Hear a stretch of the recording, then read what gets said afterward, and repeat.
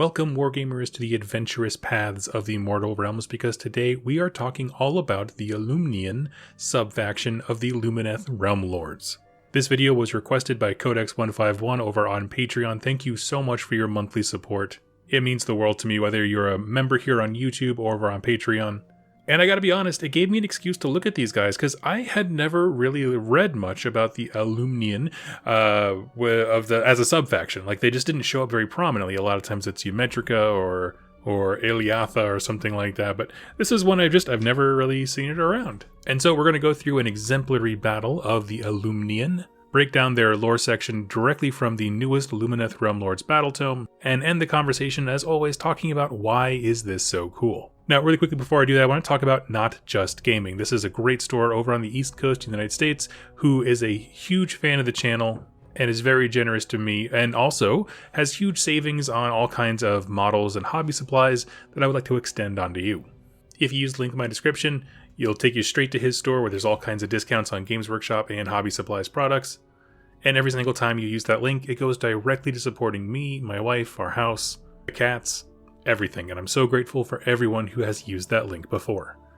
I gotta say, I've really been enjoying all of these epic battle stories, the exemplary battles as I'm calling them. So let's dive into one for the Alumnians. This one is called An Insult Illuminated. The Necroquake damages many penumbral engines, revealing Sigmar's long-hidden storm vaults. Teclis is outraged to learn that his gifts were used to obfuscate, not enlighten. In the following years, armies of the Lumineth Realm Lords march on these vaults, believing that only they can be trusted to guard the dangers imprisoned within. The elves of Alumnia prove adept at locating the isolated repositories. The war host of the Lady Regent Zai earns special renown for breaching the chronomatic vault known as the Court of Epiphany, fighting through gun-toting Skaven warlocks and their minions to at last end the evil of the god automaton known as the Iron Demiurge. Now, there's not a lot of depth within there, but it does place the Alumnia straight into the setting in a very meaningful way, so let's break this down a little bit if you're fairly new. Back in the Age of Myth, when Sigmar was going around the realms and slaying huge beasts and finding all kinds of crazy, awesome artifacts of power, rather than sharing them with his other deities or with his mankind, he deemed that some of them were so dangerous they needed to be locked away. So he had that in his head. I want to build repositories of all these dangerous things so they don't fall into the wrong hands. At the same time, to speed up the process of growth and development of culture and society, Teclis had gifted Sigmar something called the Enlightenment Engine. That is to say, it has like an aura effect that gives you like plus 10 intelligence. That's what we're going to call it. It's not really that, but to oversimplify, it just kind of aggregates what's already happening with civilization by inspiring people to greater leaps of logic and engineering and sciences anywhere around them. Well, Sigmar took that gift and was like, that's real cool. I'm going to take a few of them and reverse it so that it makes people dimmer. And I don't mean dim intelligence. I mean like you lose memories. Like you have an inability to form short-term memories when you're near them, or you forget what you were looking for, or you're bombarded with all kinds of other thoughts, confusing you and kind of guiding you away. Kind of like when you open your phone for one thing and then all of a sudden you're on Facebook. Same deal. And he uses these to hide these vaults, called storm vaults, of huge repositories of doomsday artifacts, basically. So, when the Necroquake happens, we got in a short supplement called Forbidden Power that the storm vaults existed and everything got shut down. Now they are revealed to everyone who can find them, and there was a whole cool side story about that. But Teclis is ticked, and so what he does is he sends out the Alumnia. Now, the reason I think this is a great introduction to them, even though it's kind of scant on details, is that as we kind of translate over to their specific lore page, being adventurous defines this subfaction. Now, it's important to remember when we talk about the Lumineth Realm Lords, they of course come from Hysh. That's kind of the origin points, even though they can have outposts wherever. Primarily in Hysh, and Hysh is sort of divided into two hemispheres. One is a Teclian half, one is the Tyrian half. The twin elven gods, Teclis and Tyrian, run Hysh, essentially. Now, Tyrion's been out of the game for a while. We don't know a whole lot about him other than he has been blinded by staring at the light of Hysh itself, but he hasn't made an appearance like Teclis has. That being said, the Tyrian half of Hysh still honors him in the way that they perceive him. So whereas Teclis is all about magic and nowadays about healing and restoring and repairing nature, or reality rather than nature, I should say, the Tyrian half is about martial pride. And there's a lot of different, I guess, avenues that you can go down when it comes to a martial-focused nation. We'll talk about the others when we get to their specific subfaction pages, but for the Alumnia, the way this looks is very specific. They honor the adventuring warrior. They make fantastic isolated troops that are very self-sufficient. They love exploring. There's supposedly no corner of the mortal realms that has been like untouched by the Alumnia. They just kind of go around, make maps. They're just real ranger types, I guess is kind of what I'm getting at. But they do move in large army formations. They just take that same approach to everything. Now, there's a lot of things that kind of give them this cultural identity. One of the things that is mentioned in their book, and I'm going to actually read some of these because these are hilarious, is essentially one of the theories is they're like this because their children were taught crazy mythological stories about Tyrion, and so it got them all excited for these adventures in life. From the earliest days, an Alumnian is raised on the tales of Tyrion's exploits. At the feet of their elders, they listen to the legend of the Lord Phoenix's daring do. How he sailed the polychromatic waters of the luminarious sea and walked on the unearthly plains of Haxia. How he scaled the summit of Avalanor and plunged into the depths of the dreaded Tholnor Trench. How he slew the fractal aberrations. All these kinds of things. I'm going to stop reading because that's crazy. But you know what I mean? Like, there's all this information about they deify Tyrion as a wandering adventurer going around and slaying these things. And so it puts that seed in their brain. Whenever the 10 great nations have their own Olympic tournaments, which it is very clear that they do, Alumnia walks home with more gold than most because that's just how they train their warriors. And I'm just going to run through some other cool bits that we get from their lore section is that their, I guess, landmass within Hysh is very wild and unforgiving, and they like it that way. I mean, the idea for them is that the young will either survive or they won't. That doesn't mean they're heartless and careless and don't care about their kids, but rather it's a reflection of you need to have certain skills to make it in this world. So rather than building large epic cities, most of the alumni culture actually exists kind of in forests. They build tree cities. Some will have random buildings or maybe scholarly repositories, but whenever they do those kinds of things, they're very minimalist. The more we build, the more we change the environment, but the environment is what makes us so strong, so we don't want to change it if we don't have to.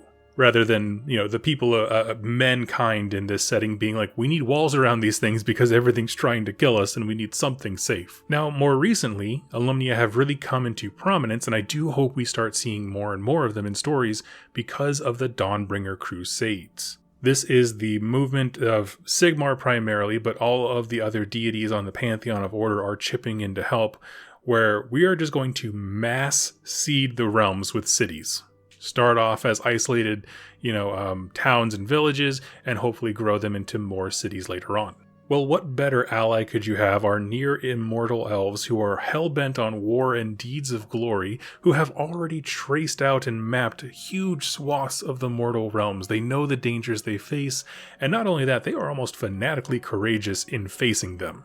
I'm going to age myself here a bit, but the first time you fight a boss in like Devil May Cry or something, the old PlayStation game, where the scale seems so one-sided and epic and just absurd. But you know that you can win. Why? Because you have thumbs of power, and you can get in there and mess that guy's day up. This is exactly how they approach everything. They're like, what's that, a Mega Gargant? Hef-sup spear? Let's go get him! Now that is to say, they still use magic and stuff like that, of course. It's just not a primary focus. If you're trying to build a thematic Alumnia army, don't, forsake using magic. Lord knows, Lumineth Realm Lords have a great spell list. Rather than that, I think thematically it would just make sense if one of them just wasn't the general. You can still give them an artifact of power, do whatever you want. They have all those things, they are tools in the toolbox, but it's not what they favor culturally. I always add that in there, because people will read this, but they're like the Tyrian half, so they don't use wizards. I'm like, that's not true. It's never directly stated, but when I look at these guys, I get a strong, almost like Greek influence. Like, the deeds of Hercules are kind of mapped onto the deeds of Tyrion. The ideas of these adventurous heroes that go out and they renown the individual hero for slaying great enemies and that kind of stuff. I get that feel from it. And so now we're going to move into, why is this cool? One of the things that I am coming to love after a long time of despising it is the idea of the actual good guy. By that I mean I tend to lean the way of I like having complex villains and complex heroes where motivations are in question, stuff like that. But some people, many of them in fact, my brother's one of them, Vince Ventrella is one of them, where they like to have a good guy and a bad guy. And for the longest time I wasn't that way, but it's really growing on me. To that end, Alumnia is definitely a good guy. Like, I can't think of a single faction of Order that if someone was like, alright, and we're assigning a regiment of Alumnia with you, would like roll their eyes. They're awesome. They're heroes. They're just like I said before, the Mega Gargant, like, let's go get them. That's exactly the energy that I want out of my hero faction.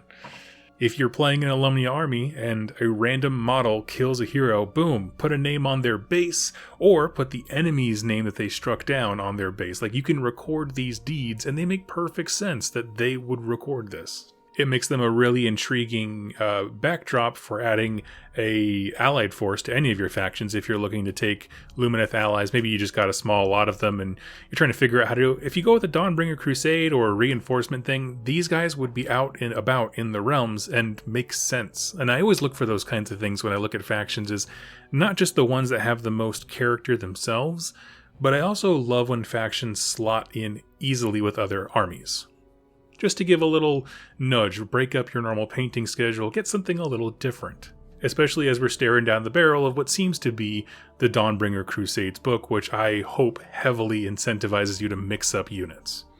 Now, one thing that is mentioned in this book that I want to tack on here in the end, it's not really like a meaningful lore tidbit, I guess, but sometimes, very rarely, some people within their community will honor the path of Tyrion by walking very close to the edge of the realm of Hysh. If you don't know, Tyrion, the god of the elves, was blinded by walking too close to the edge. He wanted to see. He wanted to plunder all the depths, and he got blinded for it.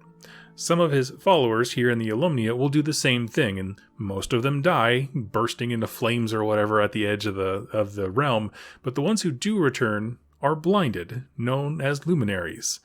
And in my brain, and that's it. That's the entirety of the lore segment for that point in the book. There's not really anything to do with them. They're not like revered. They're not battle wizards. They're not anything like that. But I'm just thinking in my mind of what would happen if an Idoneth Deepkin army paired up with these guys, and the conversations that would happen of like all of these thralls with no eyeballs because they're all birth deficient souls staring around like, oh, you had eyes. Yeah, you had eyes and you decided to walk into the sun. Cool. Never mind my suffering. It's awesome. I'm so happy for you that you decided to do that. Conversely, I like to imagine like a super arrogant Alumnia general just being like, yeah, I had eyes, didn't need them. You know what that's like. And like lowly slave thrall is like, I guess, I don't know. I never really had a choice like you did. Seems like you made a silly one. Anyway, I just wanted to slap that on there for a little bit of levity at the end. These guys are really cool, and thank you so much, Codex, for giving me a reason to explore them, because I hadn't ever done it before. If you have a subfaction you would like to see, please consider leaving it in a comment down below. Like this video because it helps the channel, and thank you again so much to everyone who uses that affiliate link. Let me know what you want to talk about next, and I will catch you in my next Age of Sigmar lore video. Happy wargaming.